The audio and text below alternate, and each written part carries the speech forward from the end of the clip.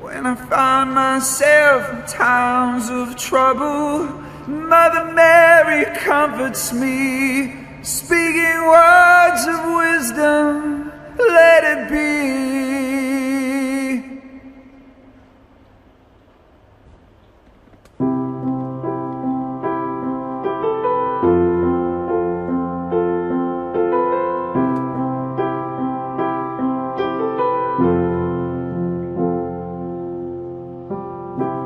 Imagine there's no heaven. It's easy if you try. No hell below us. Above us, only sky. Imagine all the people living for today. Imagine there's no illness. It isn't hard to do. Nothing to stay inside for, and no mass media too. Imagine all the people living life in peace. They may say that I'm a dreamer, but I'm not the only one. I hope someday they'll join us, and the world will be as one, and the world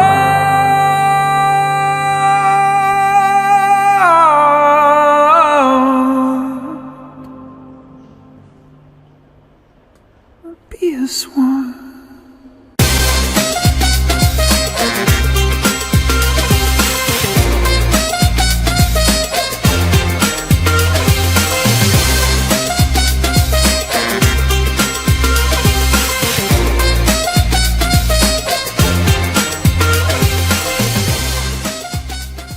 Hello, everybody. Hello, Dave. How are you? I'm good, Ernesto. Good to see you. Ramadan Kareem.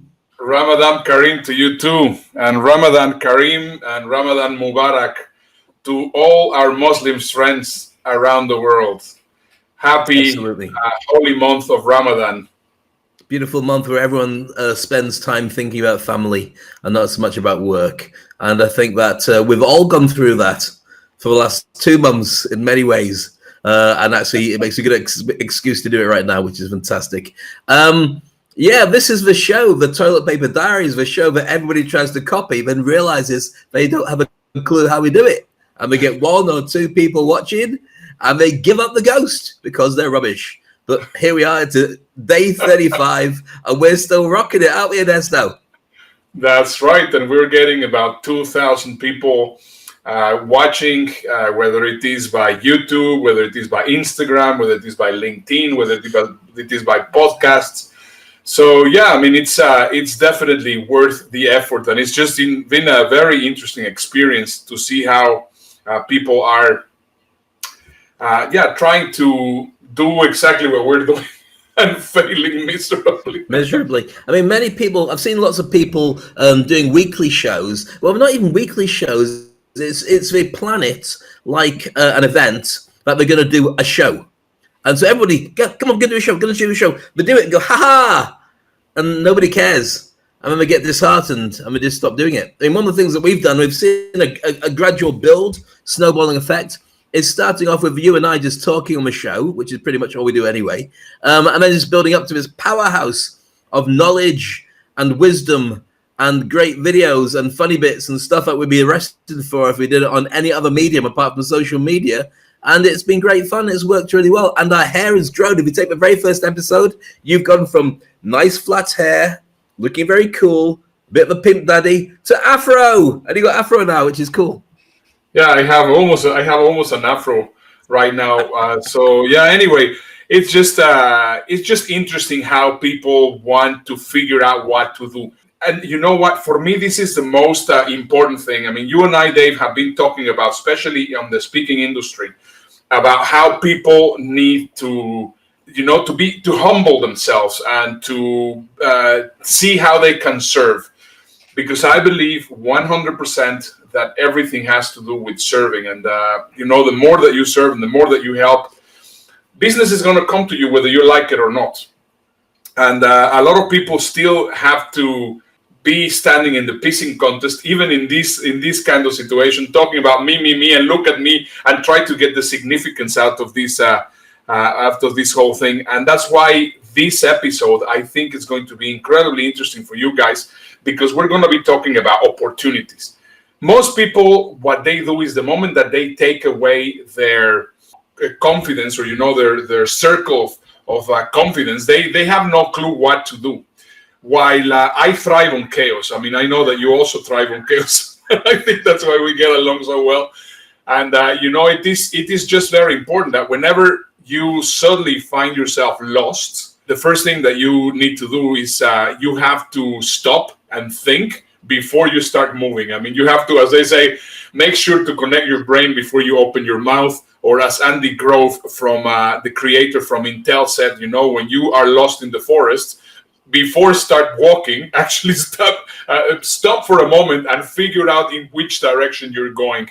And what we are seeing is right now, people, without really thinking, they're just going into some places that we say, well, they just don't understand what is going on and what this is all about. So today we're going to be talking about opportunities. We're going to be talking about side hustles. We're going to be talking about different things that we need to take into consideration before we start moving forward. So let's get started with the show. We've got a number of things to go through. We've got things about the news, which we're going to continue with a little bit later on. I've got some stuff on side hustles I wanted to share.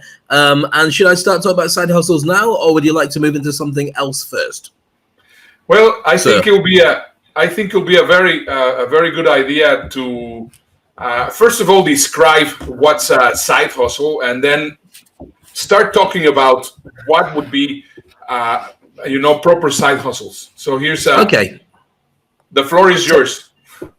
Thank you very much indeed. So side hustle is something that Ernesto and I have been pushing for quite some time. I've certainly been championing them because I realize that so many people in the corporate world are stuck in a ever-decreasing circle of working really hard, not necessarily getting promoted because either it's not their time, or because of the fact the boss doesn't like them, or the boss likes somebody else, or there's not enough money to be able to promote. And so your job is really dedicated to just earning you what's enough to survive, and you can't increase it without being promoted. Of course, unless it's your own business, that doesn't happen. So by talking about side hustles, it meant you could create a separate business, and this business would run alongside your existing 9-to-5 job. So effectively creating 1.5 jobs. The extra job is really there to boost your income, or to be something that you can enjoy as a hobby that maybe you could turn into cash or not. So some simple examples of side hustles might be walking the neighbor's dogs, or it might be cutting the neighbor's lawn, or washing their cars. It could be something you create online. So you decide to start selling stuff. It doesn't have to be your own stuff. It could be somebody else's stuff. Maybe you work as an affiliate. So you got somebody's product on one website, and you get a special deal with them. So you get 20% commission if you can sell it on your own website. So you can basically earn by just promoting their content.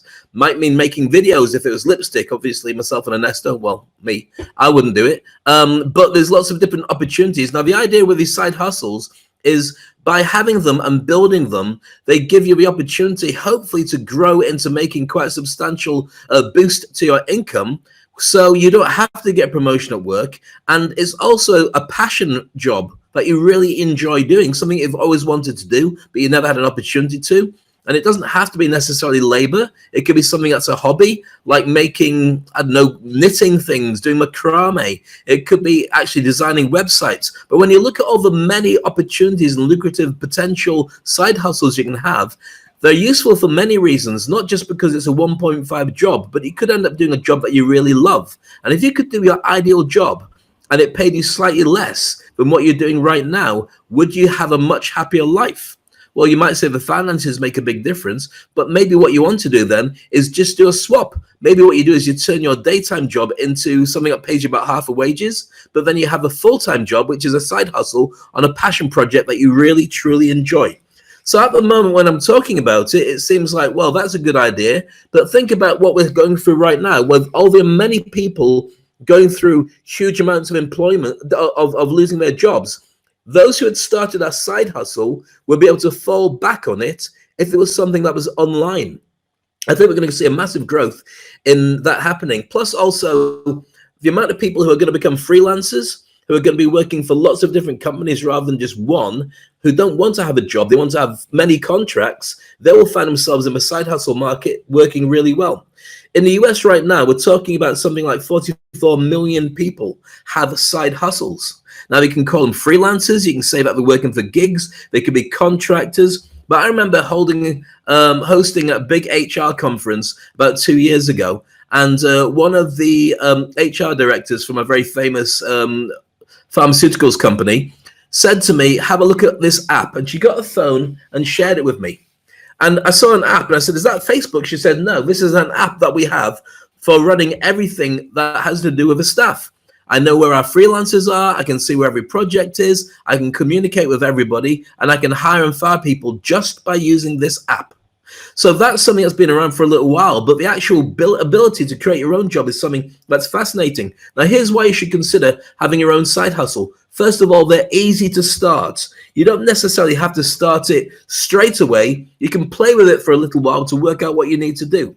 You can choose from lots of different options of businesses that you can have a side hustle in almost any industry you can think of.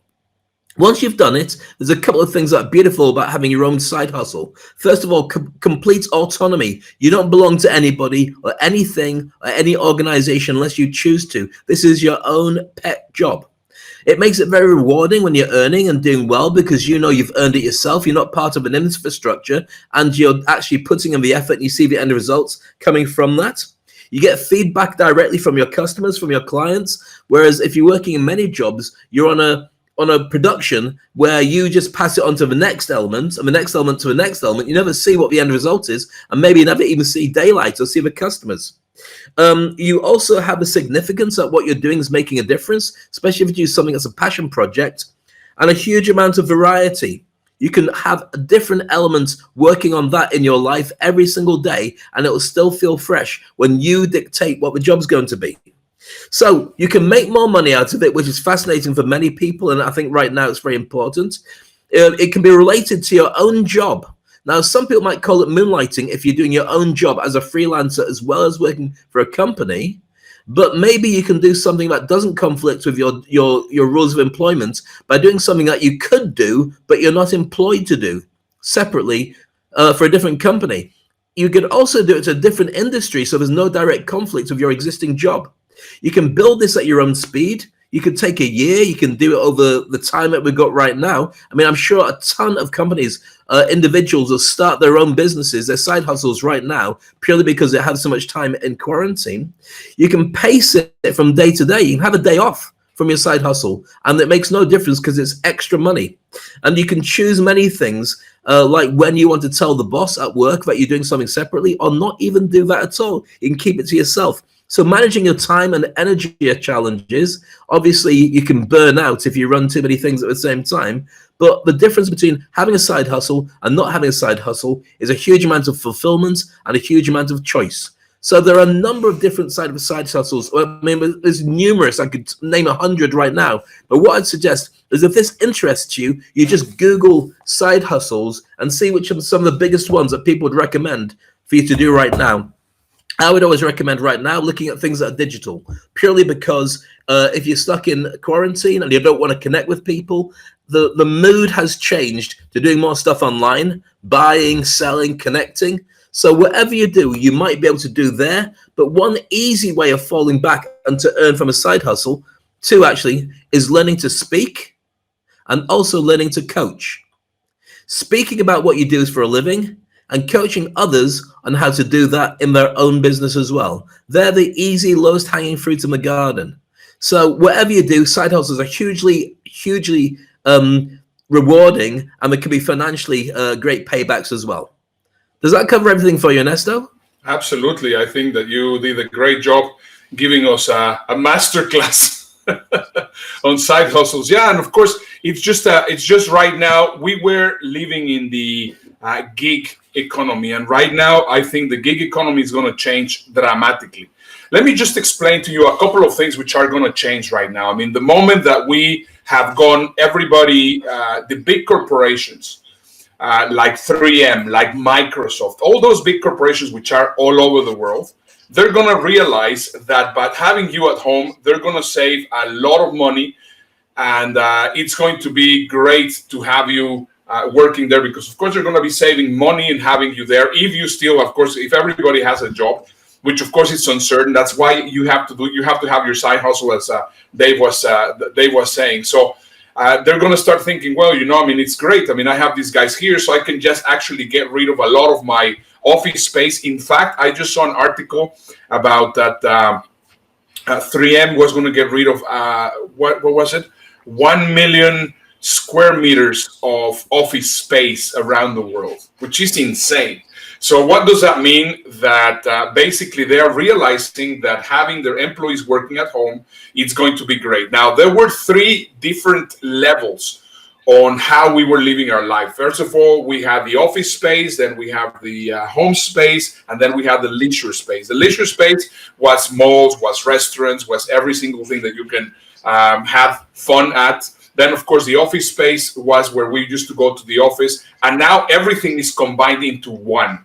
So there's no doubt that the world is going to change, and right now the gig economy is going to also be part of the side hustle economy. So we really need to understand how the world is absolutely changing. I'm going to share with you a few more things about how to prepare for this time. But right now, I think it's important that we just cover some of the crazy news which are happening right now in the world. Because I mean, every morning I wake up and this world is just crazier by the second.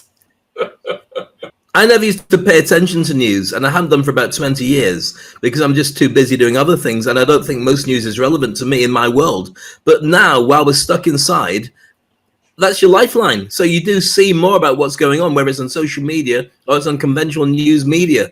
And yes, you're right, the world has gone bonkers. Give us some examples, then. What have you got? Basically, Ohio Brewery is planning to actually have the world's largest virtual toast. So what they are planning to do is have people from all over the world toasting at the same time through social media and through Zoom. I tell you what's going to happen, if it's not already happening now, is websites that become virtual bars and restaurants. So whether they supply you with music, or they supply you with visuals, or they supply you with the actual pizzas or the drinks by order, they'll just create a mood in a certain time, and you just pop in there and you see all your friends in there. That's a great place to hang. We could do that, but if I have a few beers at 9 o'clock, it'll be your lunchtime, and your missus won't like it, so I have to change that around a bit. Yeah, it's weird. So the other one that I am seeing just here is that in Hanoi, in Vietnam, the chefs are actually spreading the joy with the Corona burger. So they're basically creating burgers in the shape of coronavirus. I mean, it's just really insane about all these crazy things that we're seeing. But this one is my absolute favorite. This one comes from South Africa, from Australia. Have a look. This is just so crazy. It says that they have actually found out that you could catch coronavirus from someone's fart. Right. So therefore, you're going to wear rubber pants. Apparently so.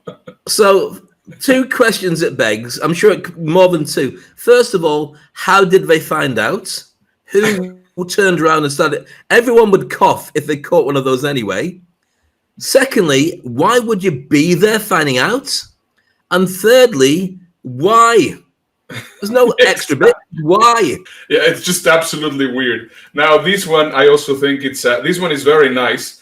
The dance school is attempting to have a world record with an online class that they are doing crazy things. Well, she looks like she's having a coronavirus fart as well. So, yeah, Franca Mulcahy is sharing with us. Dave, taverns and pubs in Houston are starting to broadcast live from the pub and also delivering food.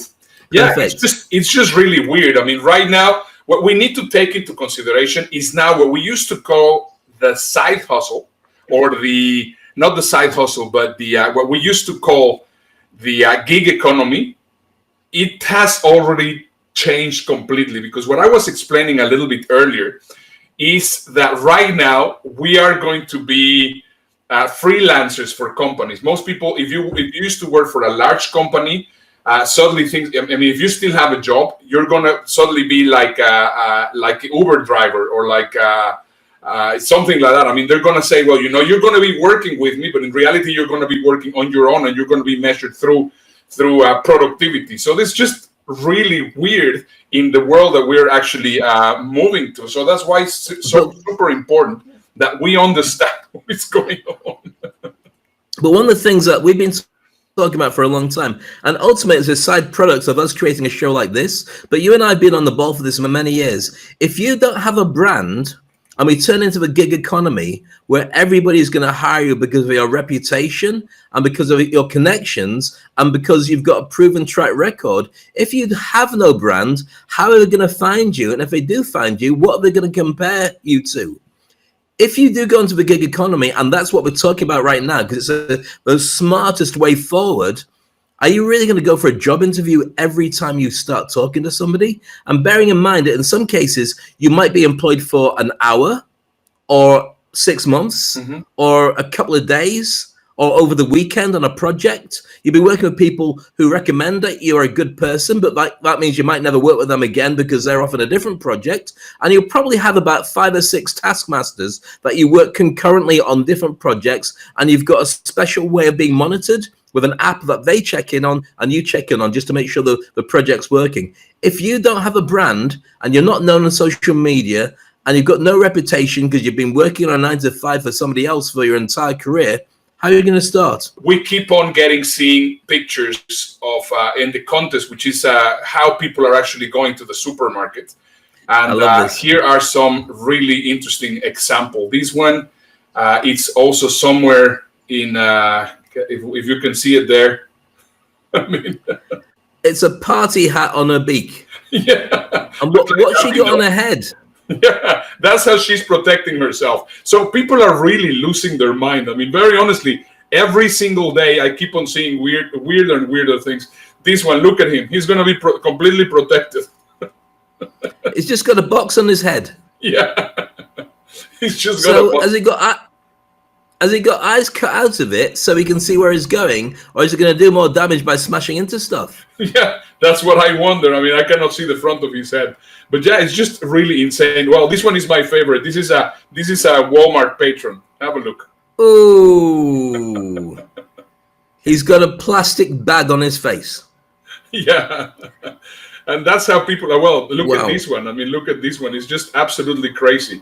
What's she got? A sponge. She's a washing sponge. Fiber in front of her face. But the thing is, it doesn't matter whether she catches anything from this or not. When she puts that much stuff onto her moped and starts driving off, she's going to collapse anyway. There's no way she's going to be driving that very far. It's just absolutely insane. Another one. Brilliant. A supermarket bag on his face. So, yeah, but look at the rest of him. He's got a bin bag all the way around his waist. And he's got some kind of, I can't tell whether his trousers are falling down or he's actually stuck bags with gaffer tape. He's got a whole all-in-one kind of caterpillar suit made out of gaffer tape and plastic bags. Bless him. Good for you. Look at this one.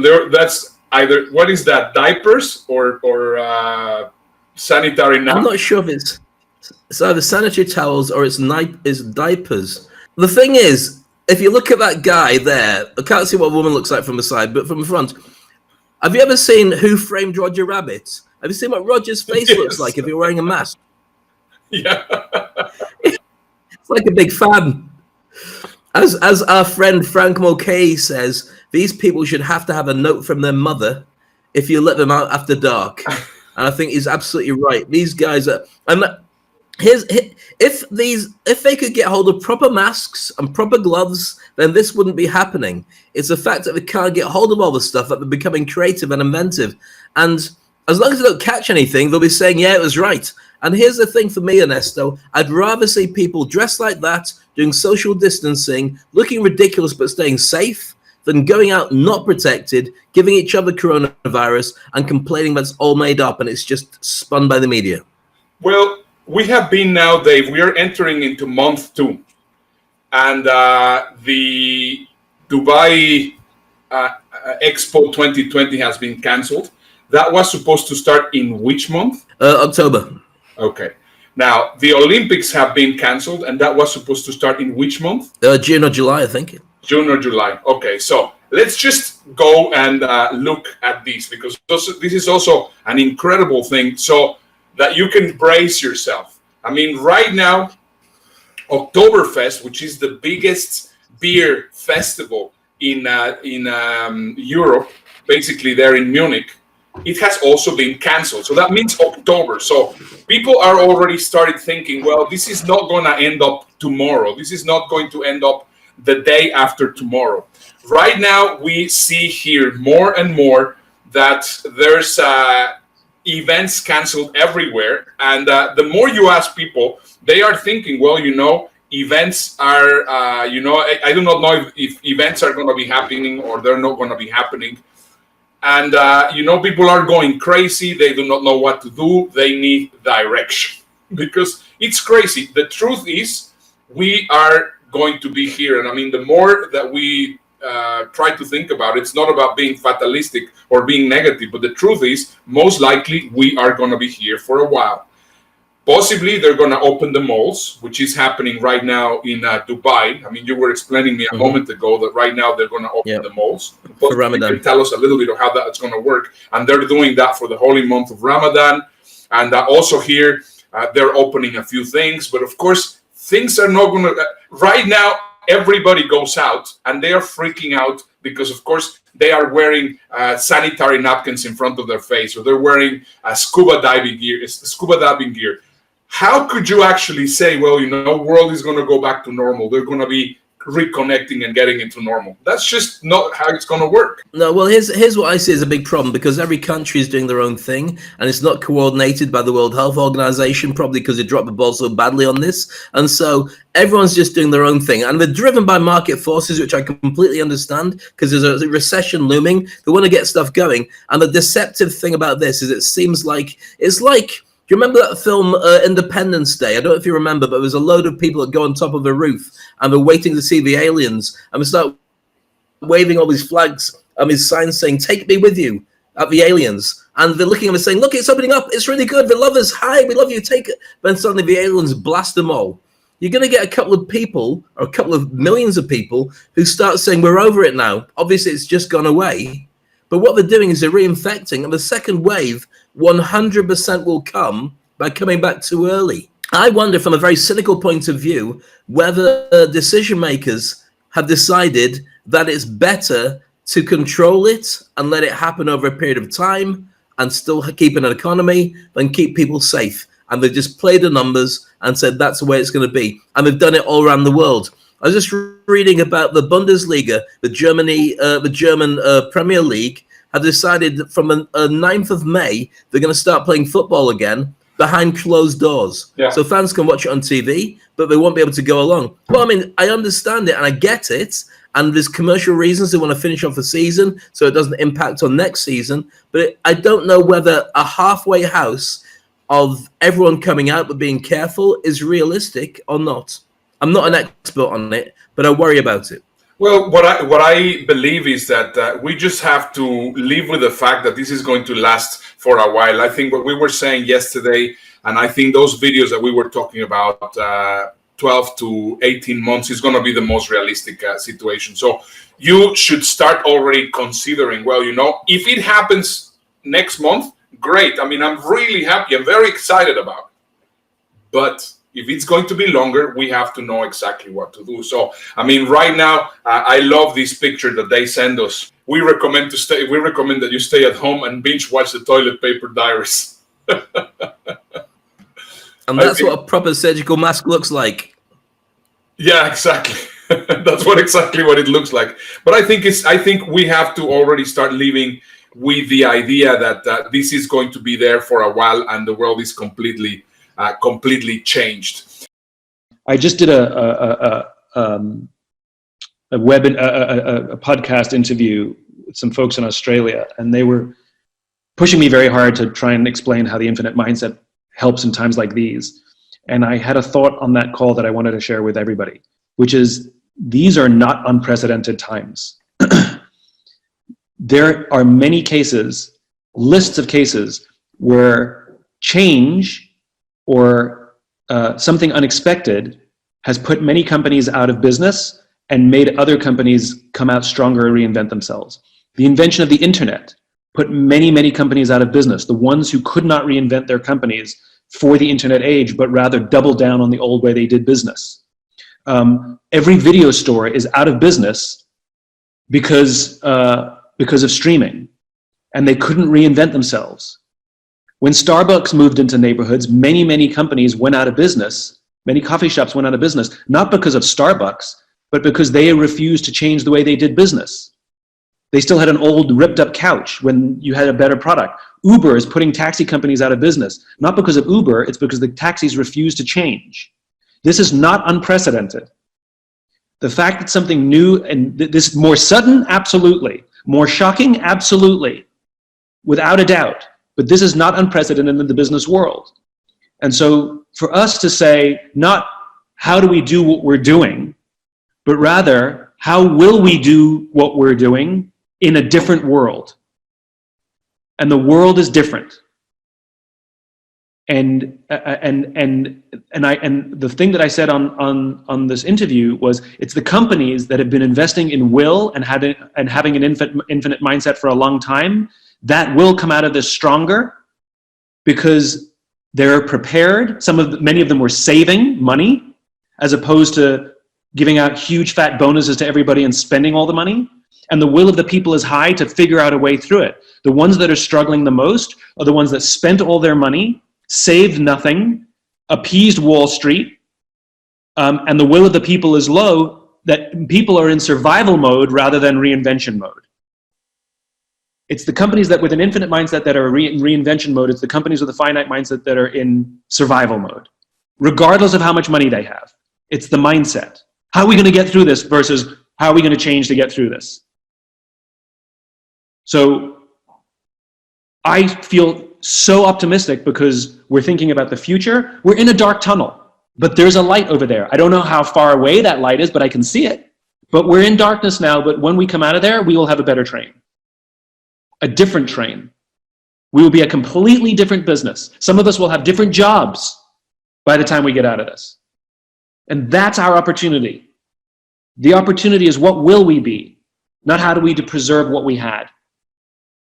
That's an infinite mindset. And I'm so proud of this team because my attitude is this, not theoretically, but because I'm watching a team go through it right now. I'm watching people reinvent themselves. I'm watching people think about their jobs differently. I'm watching people think, how can I contribute in a new way? I'm watching people say, what could we be? How will we bring our message to people in a different way, in new ways? That will last forever, by the way, not just for now. So proud of you guys, love you guys. Because we are a living example of the stuff that I'm talking about out loud. I get to say, we are doing this. We're not allowing Uber to put us out of business. We're not allowing Starbucks to put us out of business. We're not allowing the internet to put us out of business. We'll reinvent ourselves. This is not unprecedented. This has happened many, many, many times in business. This one's just a little more sudden. And by different jobs, you don't mean different jobs out of this company, but reinvent yourself within this company. That is the opportunity. So I know a company, it's a fine dining restaurant in New York City. He's figured out a way to become a delivery company. All of his people have kept their jobs because they have different jobs now. But if you think you're going to do the same job and you're waiting, like if you're a public speaker who was waiting for this to get through so you can go stand on a stage, I got some bad news. That ship has sailed. We have to be a normal company now where we have to market ourselves and develop product. This is a huge wake-up call for us. We had the luxury of being lazy. And I don't mean that in a bad way. There was no reason to reinvent when we're drinking from a fire hose. But now the opportunity is magical. I'm thinking, how do I put myself out there without a stage? This is entirely new for me as well. This is entirely new for me. But I'm not worried about what I do. I'm worried about why I do it. And I will find a job that helps me do that. I'll make a job that helps me do that. And I expect the same of everyone. And here's the best thing, you don't have to do it alone. We've got each other's backs, we'll help each other. Some of it'll be easy, some of it'll be unbelievably difficult. There's so many things that people do not really understand, and that's why we have to reinvent ourselves completely. Absolutely. I'll be sharing my online store details on this show at some point, as I'm sure you'll be doing it. And today I did a speaking presentation to a Zoom call full of 30 senior managers, all about public speaking tips. So I think the game has changed. As you said, the ship sailed. It's a case of how you can reinvent, how you can market, and what your brand is worth. I think there's huge opportunities for people because right now you're not looking at whether you're going to be planning and doing some stuff with a local market. You can work with the entire world depending what your product is, but you do have to think differently. And I did enjoy watching Simon sharing that with his team. And I think it's something that everyone should take to heart.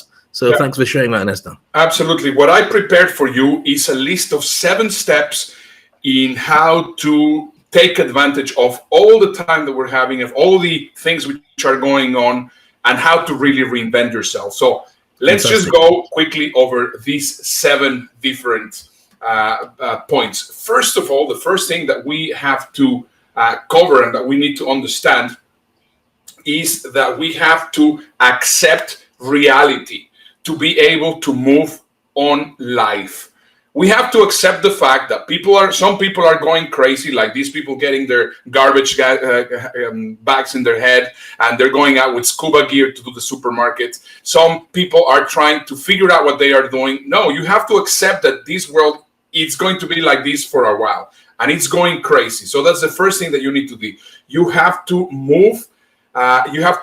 Start taking action, but accept the reality that this is what it is. It's not going to be changing, and you're going to have to also start believing that your business is important. Simon Sinek was saying there that what he was very important was for him to actually have the why. It's not what you do, but it's why you're doing it. You have to believe that what you're doing is important. If you don't believe that what you're doing is important, nobody's going to believe it. Dave and I have seen a number of times these people that we have said that they are trying to copy what we are doing, but because they don't believe that what they are making a difference, they have already quitted. They have already done 10 shows or 7 shows or 6 shows, and then they quit. Dave and I are here. Why? Because we believe that we can make a big difference. If people do not see that they can make it, that they don't believe that they cannot make a big difference, things are not really going to work very, very well. That is just something which you need to really understand. Now, right now, and this is step number 2, or the second thing that you need to take into consideration, it is time for facts. You have to look at the facts. This is super important. If you don't look at the facts, you're going to be completely confused, as most people are. I mean, they are saying, well, where are they getting their information? Look at the facts. Try to see a little bit behind what's happening today so that you can actually prepare much better. Now, in order for you to do that, you're going to have to do your research. So your research is absolutely critical. That's actually the next step. So you have to look for the facts, but also do your research so that you know that you're actually going into the right direction. And then this is one of the ones that I think is the most important part. Once again, there's a lot of opportunities happening around, and you have to seize the opportunities. This is the next step. You have to seize the opportunities which this coronavirus is actually bringing to ourselves. But before you can actually seize those opportunities, you have to make sure that you are safe at home, that you are building new skills. That's the most important thing. And for this one, let me just share with you a very interesting metaphor. My son Vincent was, until the whole thing started with the coronavirus, he was playing baseball in Little League. He got into the level that he was 14 years old, and he had to go to the next category, which was, of course, a lot more difficult. So previously, he was actually wearing on the all-star team from the 10 to 13-year-olds. But then to actually get into the 14-year-olds, he had to learn a new set of skills. Now, let's say that you would like to continue playing baseball, and you would like to get to play Pro Bowl. The skills that you have until you were at that specific time will not work later on in life, because of course they are not obsolete. I mean, people are playing at a higher level. If you want to get into playing Pro Bowl, you have to change your set of skills. So one of the things which is very important for people to understand is the skills that they have until they were before the coronavirus might not be the skills that they require afterwards. For example, right now, Dave and I didn't really know how to do these live shows, but we have been working and learning how to do it on a daily basis, and we knew in which direction we wanted to go, and this is how we have done it. We have been developing those skills. That is just the absolutely most important thing that you need to do. You have to reskill yourself so that you will be able to work at the same level of playing that most of the people which are playing right now. The next thing that you need to do, which is also incredibly important, is you need to be seen in social media. Right now, the only way that we could be seen is through social media. But that doesn't mean, put posts or, make a comment or whatever it is. What it means is that you have to be there. You have to be contacting people. You have to be sending messages. You have to be online. They have to see you. You have to have a constant presence so that people can see who you are and what you are doing. You have to be able to make sure that people see you. Do you agree with those points, Dave? Absolutely. I love what you're sharing with us right now. They're very key because I know there's a lot of people who've been considering it for quite some time, but not knowing where to start. And you're hitting the nail on the head of everything. So, yeah, very good indeed. Hey, before we go, I have two reports from our contributors on the field, which we are super, super proud of having a great number of contributors on the field.